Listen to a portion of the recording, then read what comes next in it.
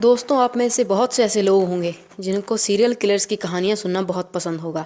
और आप में से बहुत से लोगों ने आज तक बहुत से सीरियल किलर्स की कहानियाँ सुनी भी होगी। और उन सब में एक बात ज़रूर कॉमन रही होगी कि ये जितने भी सीरियल किलर्स थे, ये आज से 10 साल या 20 साल या फिर 30 साल या फिर उससे पहले एक्टिव रहा करते थे।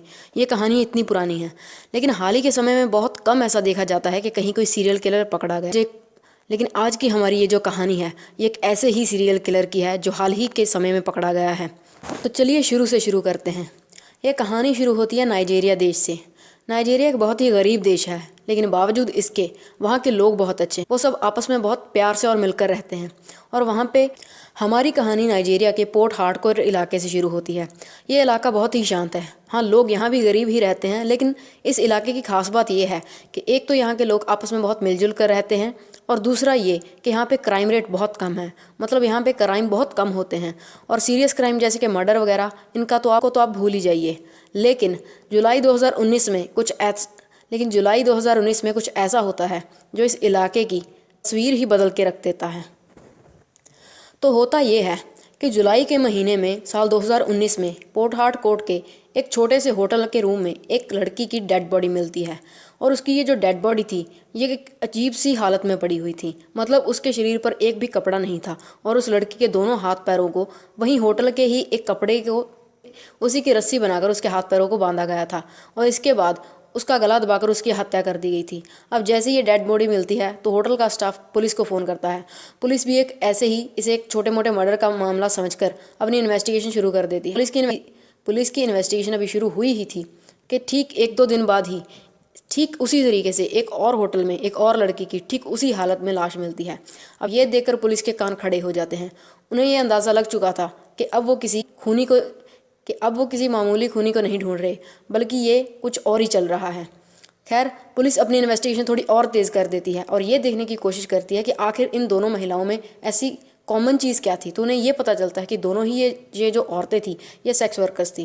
खैर, पुलिस अपनी इन्वेस्टिगेशन अपने तरीके से करती है, लेकिन उसी दौरान एक और लाश एक और होटल के कमरे में ठीक उसी हालत में मिलती है, और इसके एकदम श्योर हो जाती है कि वो जिस व्यक्ति के पीछे पड़े हैं वो कोई आम खूनी नहीं, बल्कि वो एक सीरियल किलर है।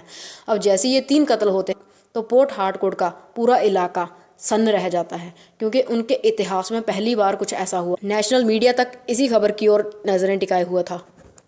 पुलिस पर प्रेशर बन रहा था, लेकिन पुलिस भी अपने तरीके से पूरी कोशिश कर रही थी, लेकिन उनके हाथ कुछ भी नहीं लग रहा था।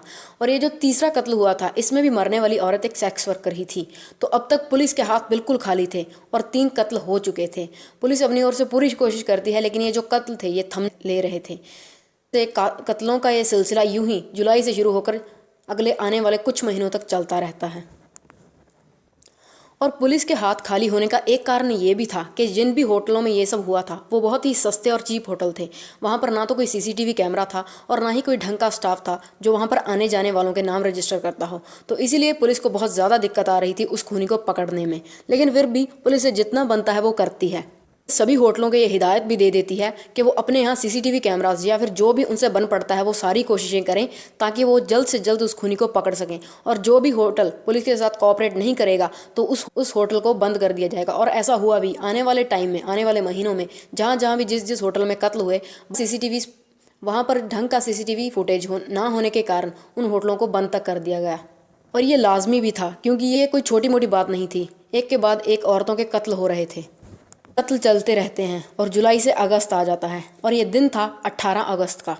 एक होटल का मैनेजर अपने डेस्क पर खड़ा हुआ था कि अचानक से उसे एक लड़की के ज़ोर ज़ोर से चीखने चिल्लाने की आवाज़ें आने लगती हैं।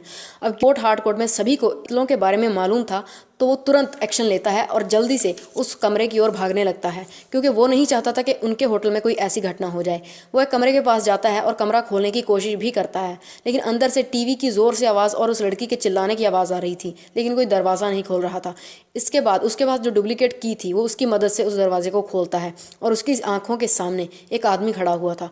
वो आदमी उसे देखकर हैरान हो चुका था कि आखिर ये होटल का मैनेजर कमरे में दाखिल कैसे हो गया। लेकिन इससे पहले कि वो होटल का मैनेजर कुछ समझ पाता और उसे समझ आता कि ये आवाज़ कहाँ से आ रही है, वो आदमी वहाँ से भाग जाता है। अब वो होटल का वो जो मैनेजर था वो जल्दी से उस कमरे के बाथरूम में जाता है और वो देखता है कि वहाँ पर वो लड़की बैठी रो रही थी, चीख रही थी और चिल्ला रही थी। इसके बाद उसे शांत किया जाता है और पुलिस को कॉल किया जाता है। पुलिस के आने के बाद वो लड़की अपने बारे में सब कुछ बताती है कि आखिर क्या हुआ था उस कमरे में। ये जो लड़की थी ये इसका नाम था बेनीता एटिम बताती है कि वो यूं ही सड़क पर जा रही थी कि तभी उसके पास एक कार आके रुकी। उस कार में ये आदमी था। इस आदमी ने उसे कुछ पैसे ऑफर किए कि अगर वो उसके साथ संबंध बनाएगी तो उसे अच्छे खासे पैसे देगा, और उसे वो आदमी देखने में भी ठीक ठाक लग रहा था, इसलिए उसे भी उसके साथ जाने में कोई एतराज़ नहीं हुआ। हालांकि इलाके में चल रहे कत्लों के बारे में जानकारी उसे भी थी, लेकिन उसे इस आदमी पर बिल्कुल भी शक नहीं हुआ। ये लोग इस होटल में आते हैं तो खाना वाना खाने के बाद बेनीता एक चीज़ नोटिस करती है कि उस आदमी ने टीवी की आवाज़ ज़रूरत से ज़्यादा ही ऊंची कर रखी थी।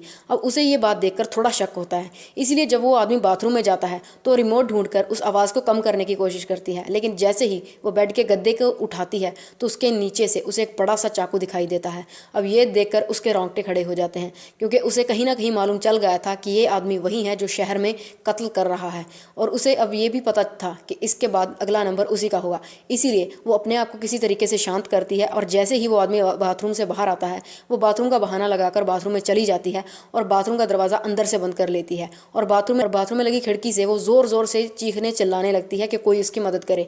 और यही वो वक्त था जब होटल के मैनेजर ने उसकी आवाज़ सुनी थी और वो दौड़कर उसी कमरे में आ गया था। तो ये ऐसा पहली बार हुआ था कि उस कातिल के द्वारा कोई व्यक्ति जिंदा बच गया हो। और इसके साथ ही कमाल की बात ये थी कि ये जो होटल था यहाँ पर सीसीटीवी कैमरास भी थे और आने जाने वालों के रजिस्टर पे नाम भी लिखे जा रहे थे।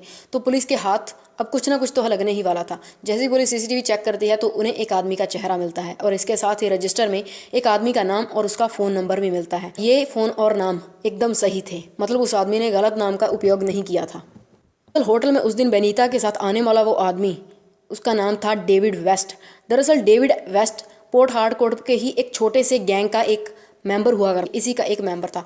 और इसके साथ ही इसके बारे में सिर्फ इतना ही मालूम था पुलिस को कि ये अपनी माँ के साथ रहा करता था, और इसके बाप के बारे में कोई जानकारी नहीं थी। और इसके बाद जैसे ये बड़ा हुआ तो ये छोटे मोटे क्राइम्स करने लगा, और जिसके बाद इसको एक बार पुलिस ने पकड़ा भी था। खैर अब पुलिस को पता चल चुका था कि आखिर उन्हें कौन चाहिए, लेकिन उन्होंने उसके घर पर जाकर जब देखा तो उन्हें वहाँ डेविड कहीं नहीं मिला। उनसे जितना हो सका उन्होंने उतना सर्च किया, लेकिन डेविड कहीं नहीं था। इसके बाद पुलिस ने ये फैसला किया कि वो डेविड की तस्वीर और उसका नाम और उसके बारे में हासिल की गई सभी जानकारी न्यूज़ में पब्लिश कर देंगे, ताकि कोई भी व्यक्ति अगर आम लोगों में से भी डेविड को कहीं देखता है तो उन्हें फ़ोन। इसके बाद डेविड की फ़ोटो हर एक न्यूज़ चैनल दिखाने लगता है, और ज़्यादा समय भी नहीं लगता। आखिरकार डेविड को एक बस में कुछ लोग आसानी से पहचान लेते हैं और उसे पकड़कर पुलिस के हवाले कर दिया जाता है। डेविड से जब पुलिस पूछताछ करती है तो वो ज़्यादा बातें घुमाने की कोशिश नहीं करता, और वो स्वीकार कर लेता है कि हाँ, शहर में होने वाले सभी कत्लों में उसी का हाथ था और ये सभी कत्ल उसी ने किए थे।